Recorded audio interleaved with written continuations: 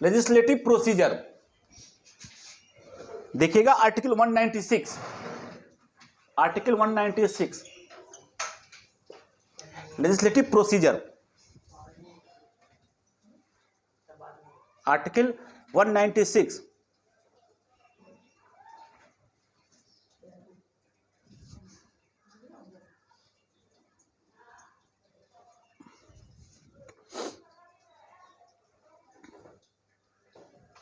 ये जो प्रोसीजर है, हम लोग जो पार्लियामेंट में पढ़े हैं प्रोसीजर बिल्कुल सेम है। हम लोग पार्लियामेंट का प्रोसीजर पढ़े हुए हैं अच्छे से, कैसे बिल इंट्रोड्यूस होता है, कैसे बिल पास होता है, फिर बिल एसेंट के लिए जाता है वहां प्रेसिडेंट के पास, यहां गवर्नर साहब हैं हमारे, बिल्कुल सेम प्रोसीजर है, केवल आर्टिकल का फर्क है जो आपको दिमाग में रखना है। बाकी प्रोसीजर में कहीं कोई दिमाग लगाने की जरूरत नहीं है। आप लोग पार्लियामेंट पढ़े हैं अच्छे से, और अगर नहीं भी पढ़े हैं तो अच्छे से पार्लियामेंट का जो प्रोसीजर है आप लोग पढ़िएगा उसको। ओके, आर्टिकल 196 आइए, ऑर्डिनरी बिल के बारे में बात कर रहा है। Article 196 provisions as to introduction and passing of bill subject to the provisions of article 198 and 207। 198 देखिएगा लिखा हुआ है आपको, special procedure in respect of money bill, यानी मनी बिल के बारे में बात कर रहा है, उसके लिए क्या स्पेशल प्रोसीजर है उसको। और 207 देखिएगा आप लोग, 207 207 आपका है 207 special provision as to financial bill.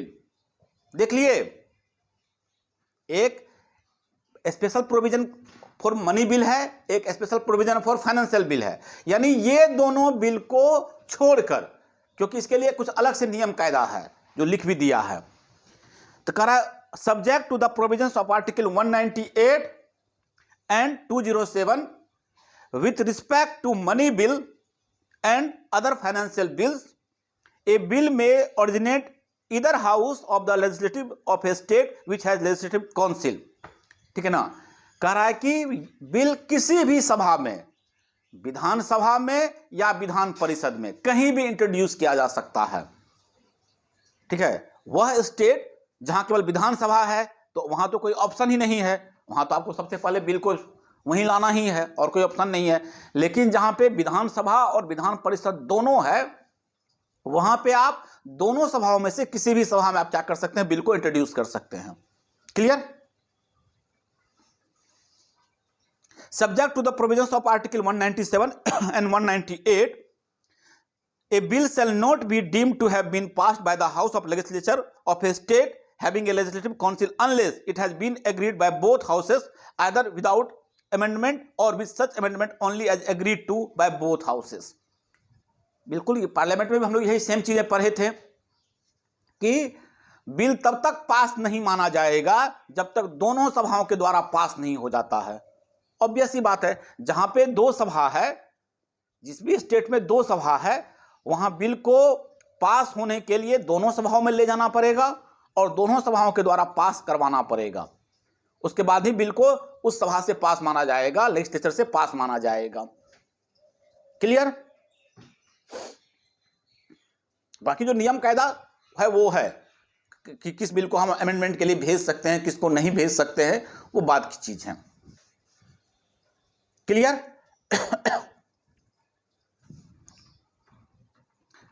हाँ, ये 196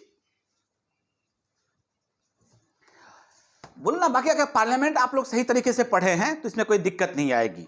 हम एक दो चीज कर देते हैं काम की चीजें, बाकी आप लोग पार्लियामेंट भी अच्छे से पढ़ेंगे, उसका भी वीडियो पड़ा हुआ है, उसको पढ़ेंगे। वहां जो समझ में नहीं आएगी आप लोग अंडरलाइन करेंगे और उसके बाद डिस्कशन में आप लोग क्या करेंगे, पूछेंगे हमसे। 3, a bill pending in the legislature of a state shall not lapse by reason of propagation of house और हाउस देयरऑफ। ठीक है ना, अगर कोई बिल जो है राज्य विधान मंडल में अगर कोई लंबित है, किसी सभा में मान लीजिए कि पेंडिंग है, लेजिस्लेशन में कोई बिल पेंडिंग है, किसी भी सदन में, ठीक है ना। तो अगर सत्र को क्या कर दिया गया है, रोक दिया गया है, प्रोपेगेट कर दिया गया है, सत्र को सत्रावसान कर दिया गया है कि ठीक है अभी सत्र को है रोका जा रहा है, तो उसको जो है उसको लैप्स नहीं माना जाएगा। फिर जैसे ही दूसरा सत्र आएगा वहां पे उसको हम लोग क्या करेंगे, पास करवाएंगे। एक एग्जांपल लेकर समझाते हैं कि मान लीजिए एक बिल है, अभी विधानसभा विधानमंडल दोनों चल रहा है, ठीक है, एक बिल है जो विधानसभा में पास हो गया, ओके, लेकिन विधान परिषद तब तक के लिए क्या हो गया है, अभी बंद हो गया, विधान परिषद नहीं चल रहा है, उसको जो है रोक दिया गया है। तो जब विधान परिषद बैठेगा तब जो यहां विधानसभा में बिल पास हुआ है उसको विधान परिषद में पास करवाया जाएगा, ऐसा नहीं कि वो बिल खत्म हो जाएगा। क्लियर?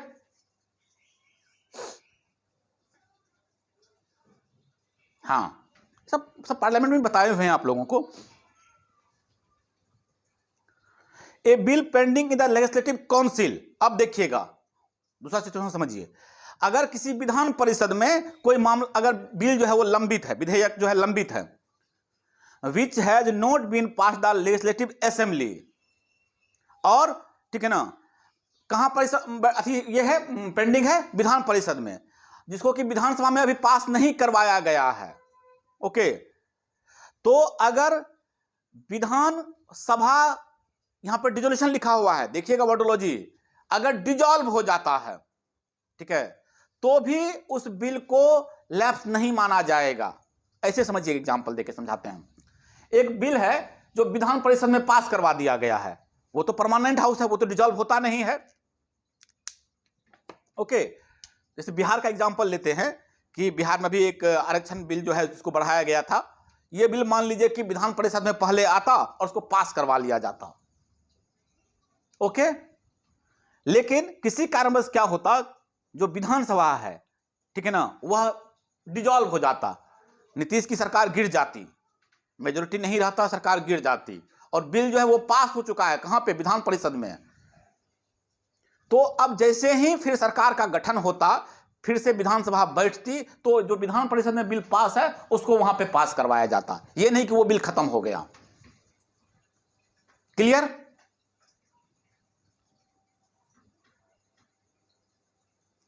बात समझे? एक बार फिर से इसको रिपीट करें।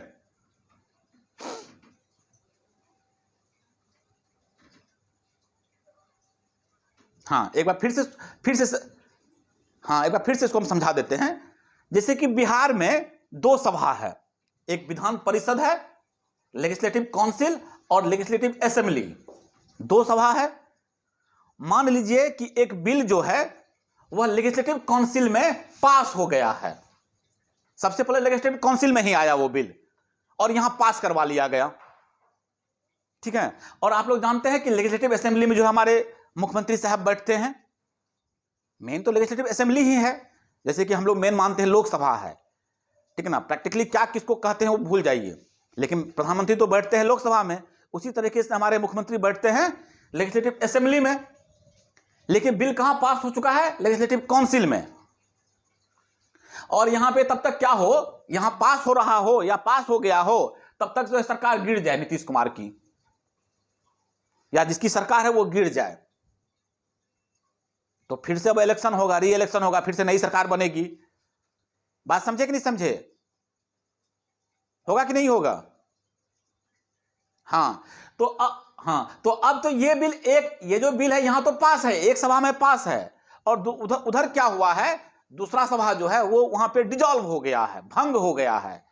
ये नहीं कि सत्रावसान हो गया है, सत्रावसान का मतलब होता है कि अभी सत्र चल रहा था, सत्र को रोक दिया गया, जैसे मानसून सत्र चल रहा था, जैसे अभी शीतकालीन सत्र चलेगा, तो शीतकालीन सत्र अगर 5 दिन चला, उसके बाद बंद हो गया, हंगामा हुआ, बंद हो गया, अब नहीं चलेगा, अब फरवरी में सत्र बुलाया जाएगा, तो इसको सत्रावसान बोलते हैं। और डिजॉल्व बोलते हैं कि भंग हो जाए, सरकार गिर जाए, सरकार भंग हो जाए, फिर से री इलेक्शन करवाना पड़े, या फिर से किसी की नई सरकार बने, उसको बोलते हैं डिजॉल्व होना। तो हमारा लेजिस्लेटिव काउंसिल जो है वो डिजॉल्व नहीं होता है, क्योंकि यह परमानेंट हाउस है, ये सब बता चुके हैं आप लोगों को, ये परमानेंट हाउस है। तो डिजॉल्व, जब भी बात करेंगे डिजॉल्व की, तो लेजिस्लेटिव असेंबली के लिए बोलेंगे, जैसे कि पार्लियामेंट में लोकसभा भंग हो सकता है, राज्यसभा भंग नहीं होता है। क्लियर? तो अब क्या हो, यहां पे लेजिस्लेटिव असेंबली जो है, विधानसभा जो है वो भंग हो जाए, तो फिर से मान लीजिए री इलेक्शन हुआ, फिर से नई सरकार बनी, ये बिल तब तक तो यहां पास हो चुका है, तो इसी बिल को फिर यहां पे लाया जाएगा, जब नई सरकार बन जाएगी उसमें इंट्रोड्यूस किया जाएगा, फिर वहां पास करवाया जाएगा। ऐसा नहीं है कि सरकार गिर गई तो ये बिल जो यहां पास हो गया है वो खत्म हो जाएगा। क्लियर?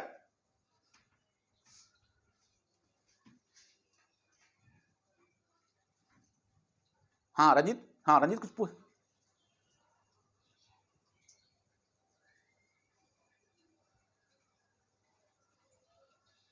हाँ हाँ, नहीं तो केवल इमरजेंसी के समय में होल्ड हो। हाँ हाँ, सर हाँ, तो नहीं नहीं, सरकार गिरने से मतलब यह है कि जब सत्र चल ही नहीं रहा है, सरकार तो है, नीतीश कुमार की सरकार गिर जाए, मान लीजिए राष्ट्रपति शासन लागू ना हो, ऐसा कोई जरूरी नहीं कि सरकार गिर जाए राष्ट्रपति शासन लागू हो जाए, ऐसा कोई सिचुएशन ऐसा नहीं है। मान लीजिए सरकार गिर गई, अब री इलेक्शन की बात हो रही है, मान लीजिए राष्ट्रपति शासन लागू हो, हाँ ठीक है, आप ही की बात पा रहे हैं हम, राष्ट्रपति शासन लागू हो गया, ठीक है, तो सत्र तो चल नहीं रहा है, सत्र तो चलेगा, पास कब करवाइएगा? जब विधानसभा बैठेगी तब ना पास करवाइएगा आप। हाँ हाँ, वही सेम चीज है, बिल तो एक एक सभा में पास है, ये तो परमानेंट हाउस है, इसको क्या फर्क पड़ता है, ये तो पास कर दिया है, ये तो यहां कोई फर्क नहीं है। हाँ चलिए नेक्स्ट आ जाइए, अब आपकी बात का जवाब दे रहे हैं, सुनिएगा। Clause 5, a bill which is pending in the legislative assembly. अब सुनिएगा कि अगर एक बिल है जो लेजिस्लेटिव असेंबली में पेंडिंग है, ओके, और which having been passed by legislative assembly, कहां था, हाँ क्लॉज 5 देखिएगा, यहां से पास है, अब यहां पे लंबित है, या तो लेजिस्लेटिव असेंबली में पेंडिंग है या पास है, और having been passed by the legislative assembly is pending in the legislative council, लेकिन यहां पे मामला पेंडिंग है, ओके, से lapse on the dissolution of the assembly, लेकिन जैसे ही यहां पे सरकार गिर जाएगी, ठीक है ना, ये बिल आपका क्या हो जाएगा, लैप्स कर जाएगा। बात समझे? क्लॉज 5 देखिए, हाँ ये अलग सिचुएशन है, क्यों सिचुएशन है आप लोगों को समझ में आ जाएगा कि जिस सरकार ने उसको पास करवाया वही सरकार अब गिर गई है, दोनों जगह तो पास हो नहीं पाया, तो अब क्या है मामला, मामला है कि अगर कोई बिल जो है यहीं पे पेंडिंग है, तो यहां पेंडिंग है और सरकार गिर गई, तब तो कोई बात ही नहीं है, लैप्स खत्म हो गया, या क्या हो, लेजिस्लेटिव असेंबली पास कर दिया, ओके, और मामला यहां पेंडिंग है, ठीक है, तो जैसे ही लेजिस्लेटिव असेंबली अगर डिसॉल्व हो जाता है, वह बिल क्या हो जाएगा, लैप्स कर जाएगा। ये क्लियर हुआ ये बात? हाँ, क्योंकि जिस सरकार के द्वारा पास किया वो सरकार तो गिर गई और अभी काम आधा ही हुआ था, तो अगर ये सभा पास भी कर देती है लैप्स होने के बाद, तो दोबारा अब नई सरकार बनी तो फिर इसमें इंट्रोड्यूस करना पड़ेगा उसको ना, अगर किसी चाहे फिर उसी की सरकार क्यों ना बनी हो, तो आपको तो इंट्रोड्यूस करना पड़ेगा। ओके राहुल, इसमें कोई कंफ्यूजन, किसी को कोई कंफ्यूजन तो पूछिए। हाँ बाकी बाकी अंडरलाइन, बाकी हाँ अंडरलाइन कर लीजिए, फिर हम उसको बहस कर लेंगे, ठीक है, देख लीजिएगा। नेक्स्ट आ जाइए, क्लॉज 4 और क्लॉज 5 याद रखिएगा आप लोग, इसका 196 का क्लॉज 3, क्लॉज 4, क्लॉज 5। अब नेक्स्ट आ जाइए, article 199, article 199, article 199 money bill,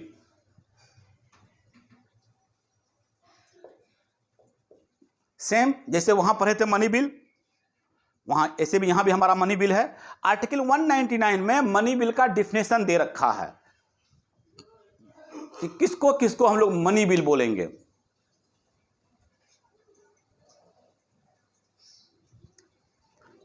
तो वहां पे जितनी चीजें लिखी हुई है आप लोग इसको देख लीजिएगा, पढ़ लीजिएगा, किसको किसको मनी बिल बोलेंगे। हम वहां पार्लियामेंट में पढ़ा चुके हैं आप लोगों को। For the purposes of this chapter a bill shall be deemed to be a money bill if it contains only provision dealing with all or any of the following matters namely, अगर इनमें से अगर कोई ऐसा विधेयक है, कोई ऐसा बिल है जो ए से लेकर जी तक अगर उन चीजों से रिलेटेड है तो वह बिल मनी बिल कहलाएगा। आर्टिकल 199 के हिसाब से हम लोग मनी बिल उस बिल को बोलेंगे जो कि यहां पे जो है सब क्लॉज लिखा हुआ है ए से लेकर जी तक, उसके अंदर कोई एक चीज के बारे में या सभी चीज के बारे में लिखा गया हो। क्या क्या चीजें हैं हम पढ़ देते हैं। अगर किसी टैक्स का इंपोजिशन का बात कर रहा है या कि कोई टैक्स को एबोलिश कर रहा है, कम कर रहा है, घटा रहा है, बढ़ा रहा है, अल्टरेट कर रहा है, अल्ट्रेशन कर रहा है, ठीक, रेगुलेट कर रहा है किसी टैक्स को, वह मनी बिल के अंदर आएगा। तो इसी तरीके से इसमें डिफिनेशन दे रखा है। ओके, देख लीजिएगा, हम वहां पार्लियामेंट में कर लिए हैं, इसको पढ़ने से कोई विशेष बात है नहीं, आप लोग देख लीजिएगा आर्टिकल 199 को। जितनी बातें लिखी हुई है आर्टिकल 199 में ए से लेकर जी तक, वह सारा मनी बिल के अंदर आ रहा है कि मनी बिल में आपको यही सब टॉपिक मिलेगा। क्लियर। क्लॉज 2 आइए। A bill shall not be deemed to be a money bill by reason only that it provides for the imposition of fine or other pecuniary penalties or for the demand or payment of fee for license or fees for service rendered, or by reason that it provides for the imposition, abolition, remission, alteration or regulation of any tax by any local authority or body of local purpose। ठीक है ना। अब एक चीज और ध्यान रखिएगा, money bill में तो ये सब चीजें होंगी ही, लेकिन जरूरी नहीं है, ध्यान समझ लीजिएगा मेरी बात को, इस बात को, लेकिन जरूरी नहीं है कि केवल इसी ग्राउंड पे कोई विधेयक इस कारण से ही धन विधेयक नहीं समझा जाएगा, मनी बिल नहीं समझा जाएगा क्योंकि वह टैक्स के बारे में बात कर रहा है, टैक्स के अल्ट्रेशन के बारे में बात कर रहा है। ठीक है ना। तो जरूरी नहीं है। इसके लिए आप लोग को बताए थे पार्लियामेंट में भी कि प्रेसिडेंट का एसेंट जरूरी होता है। प्रेसिडेंट साहब जिसको कहेंगे ये मनी बिल है, वही मनी बिल होगा। ठीक है। तो यह जरूरी नहीं है कि जहां पे टैक्स की बात हो रही है केवल वही मनी बिल होगा, इसी ग्राउंड पे उसको हम मनी बिल कह देंगे। इसके लिए कुछ और प्रोविजन भी होता है। ओके, ठीक है। हाँ, और कोई बिल मनी बिल है या नहीं है, यह विधानसभा का जो स्पीकर होता है वह तय करता है। ठीक है, देख लीजिए आगे लिखा होगा क्लॉज 3 में, if any question arises whether a bill introduced in the legislature of a state which has a legislative council is a money bill or not, the decision of a speaker of the legislative assembly of such a state thereon shall be final। कोई bill money bill है या नहीं है, ठीक है ना, अगर ये क्वेश्चन अराइज होता है कि ये मनी बिल है तो इसका जो होगा डिसीजन कौन देगा? राज्य विधानसभा का जो स्पीकर होगा वह देगा। ठीक है, ऊपर में लिखे हैं कि ये सब मनी बिल होगा, ठीक है, कोई दिक्कत नहीं। फिर कह रहे हैं कि किसी चीज को मनी बिल होने के लिए केवल यही ग्राउंड, जो टैक्स का इंपोजिशन वाली बात जो कह रहे हैं कि अगर टैक्स इंपोजिशन की बात हो रहा है, टैक्स को कम करने की बात हो रहा है तो वह मनी बिल है, ऐसा कोई नेसेसरी नहीं है। इसी ग्राउंड पे हम उस विधेयक को मनी विधेयक कह देंगे, मनी बिल कह देंगे, यह जरूरी नहीं है। और अगर इस तरह का कोई प्रश्न उठता है कि यह मनी बिल है या नहीं है, तो जो स्पीकर साहब होंगे राज्य के विधानसभा का, उनका डिसीजन फाइनल होगा। अगर वह कह देंगे कि यह मनी बिल है तो वह मनी बिल होगा, वह कह देंगे यह मनी बिल नहीं है तो मनी बिल नहीं होगा। Okay, clear? हाँ, उसके बाद मनी बिल का जानते ही हैं, जब और मनी बिल राज्य के विधानसभा में ही इंट्रोड्यूस होगा। जैसे कि मनी बिल वहां पे लोकसभा में ही इंट्रोड्यूस होता था, उसी तरीके से राज्य की विधानसभा में ही होगा।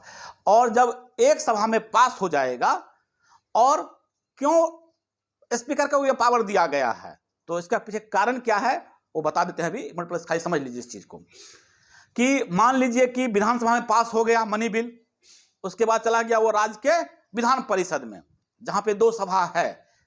तो मनी बिल अगर स्पीकर साहब कह दिए कि ये मनी बिल है, तब विधान परिषद का पावर जो है उस मनी बिल को लेकर बहुत कम हो जाता है। ये आप लोगों को वहां भी पढ़ाए हैं, पार्लियामेंट में भी पढ़ाए हैं, ओके, कि राज्यसभा को मनी बिल के लिए मामले में बहुत कम अधिकार है।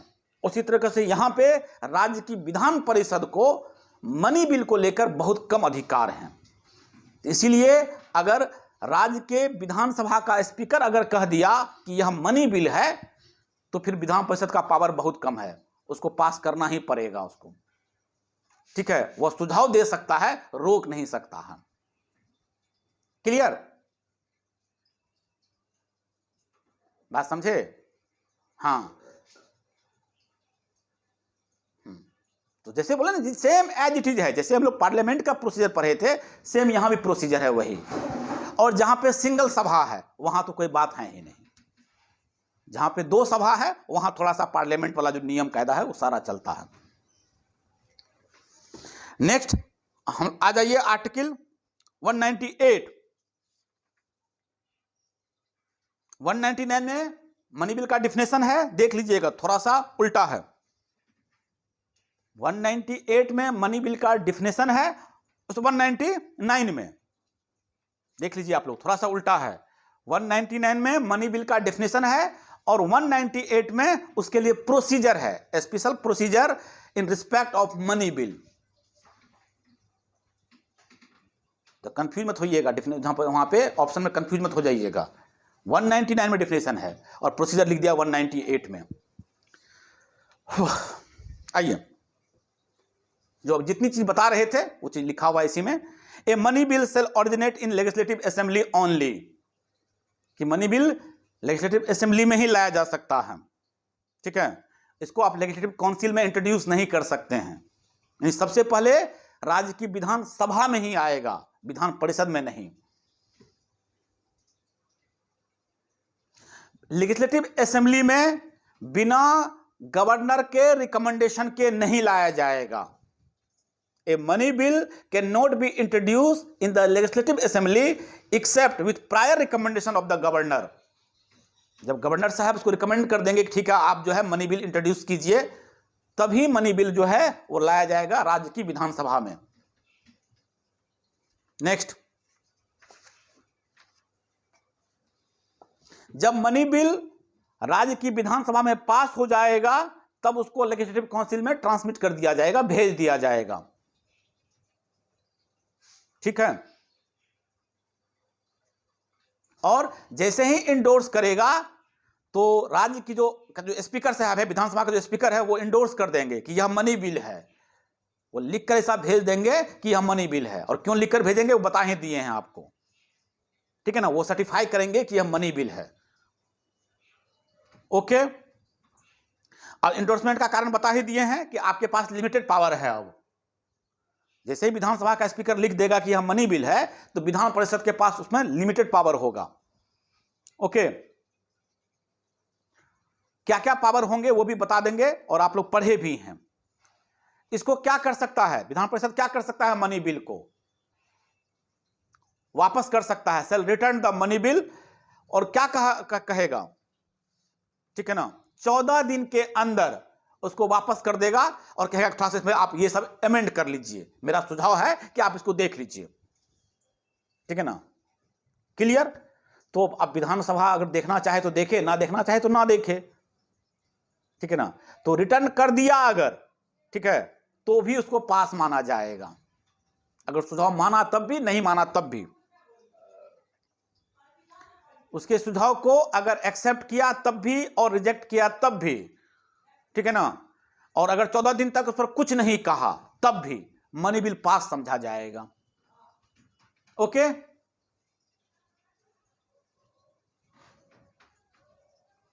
कोई दिक्कत इसमें? क्लियर, आसान सच। और उसमें कुछ है?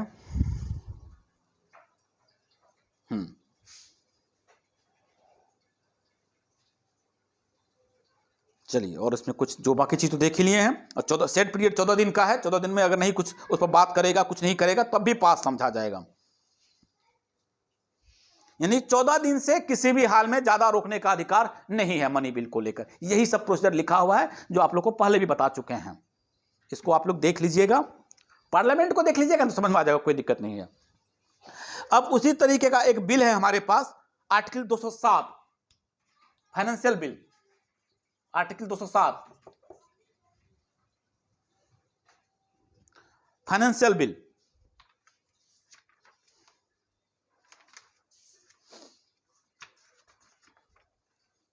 Special provision as to financial bill, clause 1 देखिएगा। अब ये फाइनेंशियल बिल क्या होता है? अभी हम एक ऑर्डिनरी बिल पर है और एक मनी बिल पर है, दोनों का मिक्सचर है ये। ऐसा कोई विधेयक जिसमें कि पैसे के लेन देन को लेकर, मनी बिल में जो सब्जेक्ट है उस सब्जेक्ट को लेकर और कोई अदर सब्जेक्ट भी है उसमें। अगर उसमें 5 चीजें हैं, कोई ऐसा विधेयक जिसमें कि 5 चीजें हैं, जिसमें कि 2 चीजें मनी बिल की तरह है, बाकी 2 चीजें साधारण विधेयक की तरह है, तो उसको हम लोग फाइनेंशियल बिल बोलते हैं।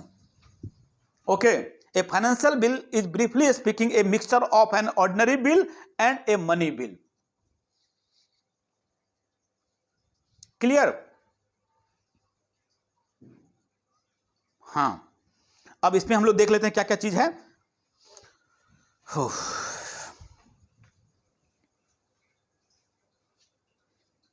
हाँ, जैसे जस्ट बताए ना कि ए से जी तक, आर्टिकल 199 में जो डिफिनेशन है उसमें ए से जी तक जो भी बातें लिखा हुआ है मनी बिल से है, तो मान लीजिए उसमें से कोई 2 बातें हैं और आपका ऑर्डिनरी बिल से लगा हुआ कोई 2 बातें हैं उसमें, तो उस बिल को हम लोग ट्रीट करेंगे as a financial bill according to article 207। A bill amended making provision of, देखो लिखा हुआ है 8 से F तक, जो भी है लिखा हुआ देख लीजिएगा, F है ना, ए से F तक देख लीजिएगा जरा इसको। सेम, अब इसका नियम कायदा समझ लीजिए आप लोग। फाइनेंशियल बिल को भी लेजिस्लेटिव असेंबली में ही इंट्रोड्यूस किया जा सकता है, लेजिस्लेटिव काउंसिल में नहीं। ओके, बिना गवर्नर के रिकमेंडेशन को इसको इंट्रोड्यूस नहीं किया जा सकता है। जब भी इसको लेजिस्लेटिव असेंबली में इंट्रोड्यूस किया जाएगा, बिना गवर्नर के प्रायर रिकमेंडेशन के इसको इंट्रोड्यूस नहीं किया जाएगा। ओके,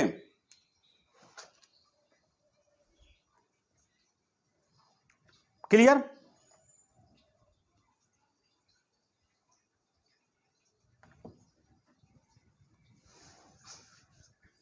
बोलते चलिएगा, क्लियर है ना, कोई दिक्कत नहीं ना? हाँ ठीक।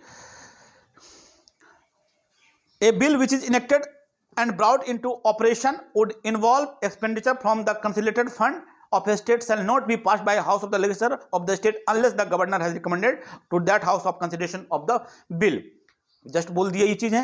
ए बिल और amendment shall not be deemed to make provisions for any of the matters aforesaid by reason of only that it provides for the imposition of fines।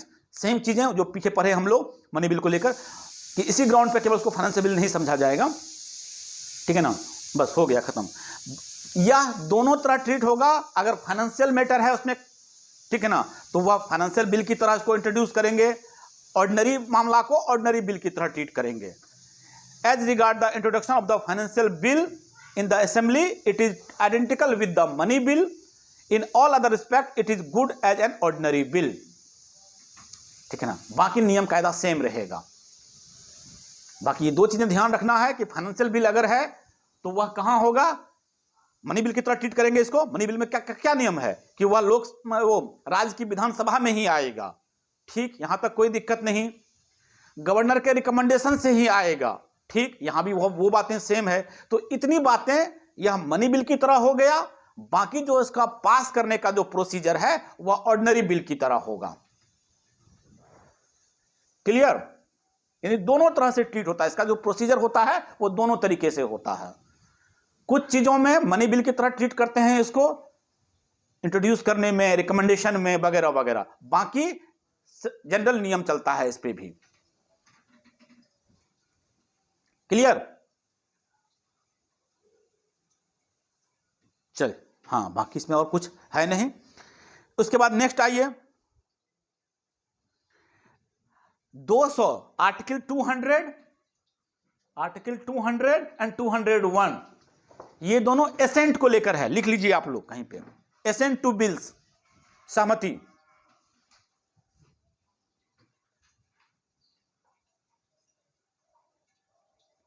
Accent मतलब सहमति। देखिएगा आर्टिकल 200 एंड 201।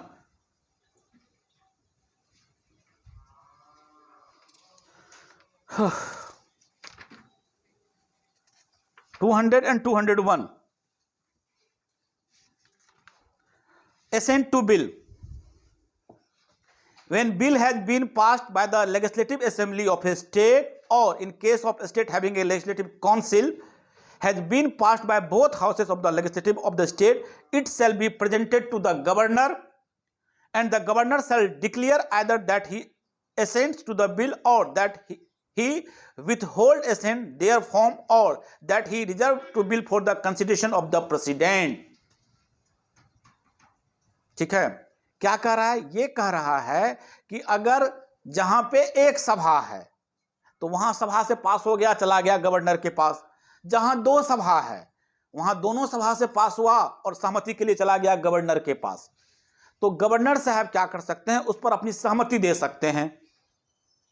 ओके, एक काम तो ये कर सकते हैं। दूसरा क्या कर सकते हैं? गवर्नर साहब उस बिल को रोक सकते हैं, विथहोल्ड कर सकते हैं, और कहेंगे क्या कि हमको इस पर प्रेसिडेंट साहब का सुझाव चाहिए। ठीक है ना?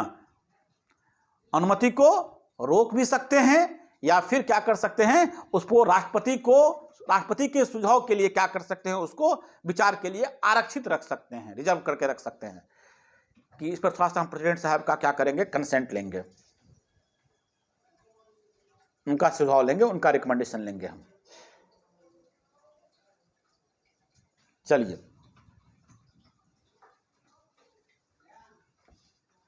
अब ध्यान से सुनिएगा, ये पढ़िएगा आप लोग अच्छे से। हम एक सीक्वेंस में लिखा दे रहे हैं कि बिल कैसे कैसे ट्रीट हो रहा है, इसलिए अलग अलग आर्टिकल अलग अलग जगह से आ रहा है, तो आप लोग लेकिन सीक्वेंस में पढ़िएगा आप लोग। Provided that the governor may as soon as possible after the presentation of him to the bill for assent, सहमति के लिए चला आया गवर्नर के पास, return the bill if it is not a money bill, together with a message requesting that for house or houses will reconsider the bill or any specified provisions thereof, and in particular अगर money bill नहीं है, ध्यान समझिएगा, अब ध्यान कीजिए president के पास कितना क्या पावर था। अब यहां गवर्नर के बारे में सोचिए आप लोग कि अगर वह मनी बिल नहीं है तो गवर्नर साहब क्या कर सकते हैं? उस बिल को वापस भेज सकते हैं सभा में कुछ सुझाव के साथ कि आप लोग थोड़ा सा इसको अमेंड कर लीजिए, इसको थोड़ा सा देख लीजिए। तो यह गवर्नर साहब भी कर सकते हैं। ये बातें लिखा हुआ है आर्टिकल 200 के प्रोवाइडेड दैट में, प्रोविजो में दे रखा है। Will consider the desirability of introducing any such amendments as he may recommended in the message, and then when bill is so returned the house or houses shall reconsider the bill accordingly, and if the bill is passed again by the house or houses with or without amendment and presented to the governor for assent, the governor shall not withhold assent thereupon. ठीक है, कि अगर कोई recommendation भेजे हैं, bill को वापस भेज दिया सभा में कि आप लोग के पास यह रिकमेंडेशन है मेरा, इस रिकमेंडेशन को देख लीजिए, इस चीज को आप थोड़ा सा क्लियरिफाई कर लीजिए, सही कर लीजिए थोड़ा सा, तो अगर वह सभा उसकी बात समझ के उसकी रिकमेंडेशन को मानते हुए अगर सुधार कर लेता है और वापस गवर्नर के पास भेज देता है, तो गवर्नर साहब उस पर अपनी सहमति देने के लिए बाध्य हैं। ठीक है, क्लियर? माने या ना माने, दोनों कंडीशन में प्रेसिडेंट के पास जो साथ पढ़े थे हम लोग कि अगर वापस बिल को भेजा गया, उस बिल को देख लिया, अगर उनके हिसाब से सही कर दिया, तब भी नहीं किया तब भी वापस अगर उनको कर दिया गया, ठीक है ना, तो गवर्नर साहब क्या करेंगे, उस बिल को मानने, उस पर अपना एसेंट देने के लिए बाध्य हैं। क्लियर? ठीक है। Provided further that the governor shall not assent to but shall reserve for the consideration of the president any bill which in the opinion of the governor would, if it become law, so derogate for the power of the high court as to endanger the position which the court is by the constitution designated to fill, designed to fill। अब सुनिएगा एक चीज, अब क्या है, ऐसा कोई विधेयक, ध्यान समझिएगा मेरी बात को, इस बात को, इसको आप लोग अंडरलाइन कर भी लीजिएगा। ऐसा कोई विधेयक आया, ठीक है ना, जिस विधेयक के पास हो जाने से ऐसा उम्मीद किया जाता है कि ये लॉ बन जाएगा, ठीक है, उसके लॉ बन जाने का क्या है, वो विधेयक इस तरीके का है कि वो एक लॉ बन जाएगा, और वो ऐसा लॉ बन जाएगा जिससे क्या होगा, हाईकोर्ट का जो पावर है वो क्या हो जाएगा, कम हो जाएगा। ऐसा कोई लॉ बन रहा है जिसमें कि हाईकोर्ट का जो पावर है उसमें क्या होगा, उसके जुरिडिक्शन को लेकर या उसके पावर को लेकर उसका क्या होगा, अल्पीकरण हो जाएगा, मतलब वो छोटा हो जाएगा, ठीक है। उसके पावर को क्या करने की बात की जा रही है, high court as to endanger the position, ठीक है। तो उस कंडीशन में क्या होगा, और आगे क्या लिखा पढ़ देते हैं, हाँ ठीक है, हाँ, तो उस तरह के सिचुएशन में गवर्नर साहब क्या करेंगे, उस बिल को प्रेसिडेंट के रिकमेंडेशन के लिए रोक लेंगे। ऐसा कोई विधेयक जिस विधेयक को लॉ बन जाने पे जो हाईकोर्ट का जो पोजीशन है वह इन डेंजर में आ जाए, ठीक है ना, तो गवर्नर साहब क्या करेंगे, उस बिल को प्रेसिडेंट के एसेंट के लिए क्या करेंगे, रोक लेंगे। क्लियर?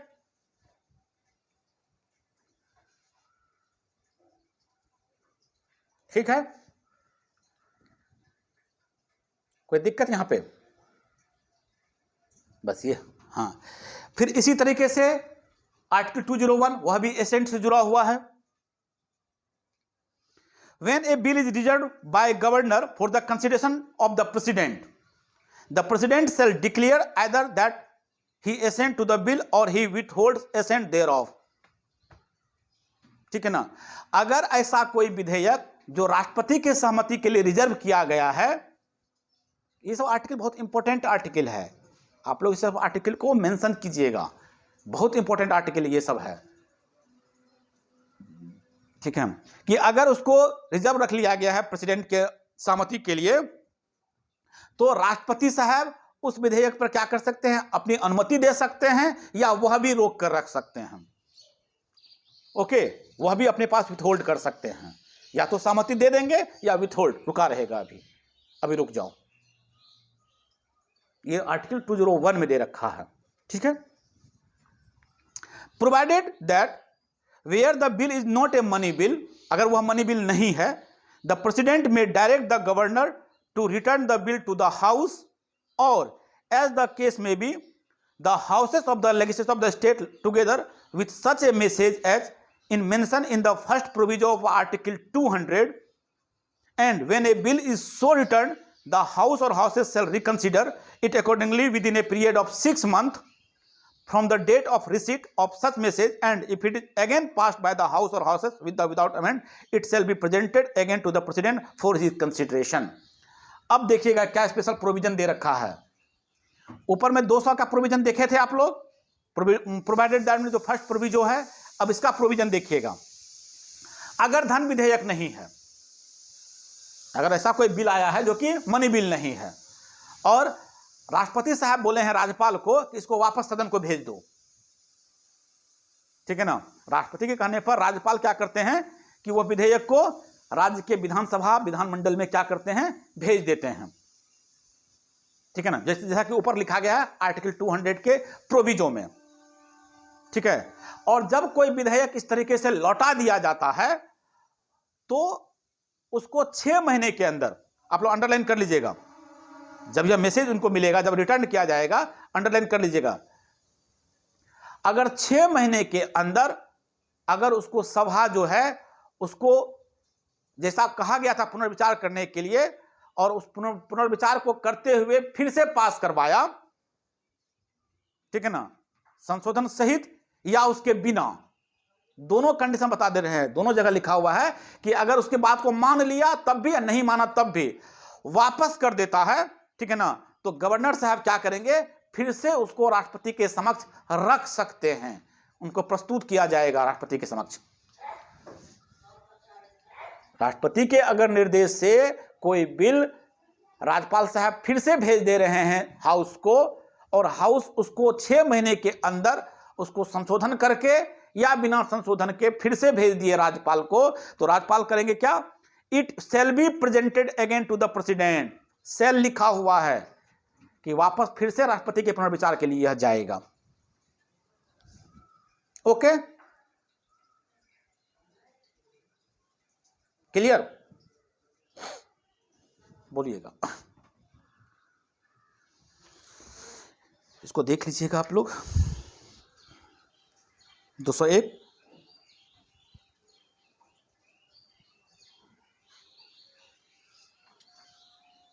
अब इसमें कोई खास इसमें नहीं है। 202 207 आप लोग देख लिए।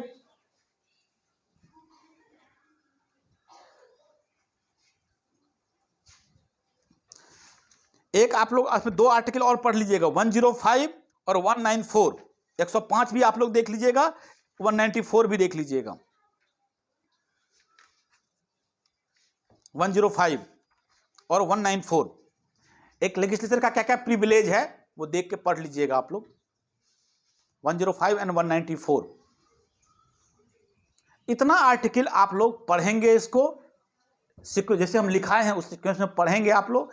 जहां जो कोई प्रॉब्लम होगा फिर से आप लोग राइट डाउन करके रखेंगे, फिर जब डिस्कस क्लास करेंगे हम लोग तो आप लोग उसमें पूछ सकते हैं, हम फिर से उसको बताएंगे। ओके।